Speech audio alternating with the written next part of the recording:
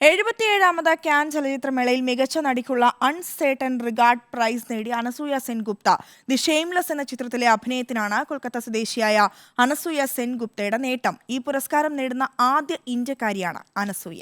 Bulgarian സംവിധായകൻ Constantine ബൊജാനോവ് ഒരുക്കിയ Indian ചിത്രമാണ് ദി ഷെയിംലെസ്.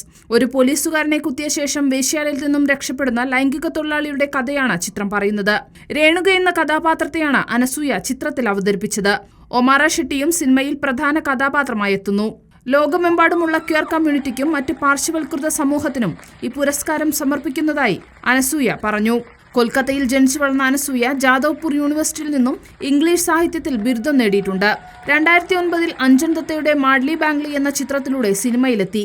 2016 പുറത്തിറങ്ങിയ സഞ്ജീവ് ശർമ്മയുടെ സാത് ഉജാക്കെ, ശ്രീജിത്ത് മുഖർജിയുടെ ഫോർഗറ്റ് മീ നോട്ട്, 2021 പുറത്തിറങ്ങിയ നെറ്റ്ഫ്ലിക്സ് ആന്തോളജിയായ റേ എന്നിവയിലെല്ലാം പ്രൊഡക്ഷൻ ഡിസൈനറായി ജോലി ചെയ്തു. നെറ്റ്ഫ്ലിക്സിലെ മസാബ എന്ന പരിപാടിയുടെ സെറ്റ് ഡിസൈനറും അനസൂയയായിരുന്നു. News desk reporter.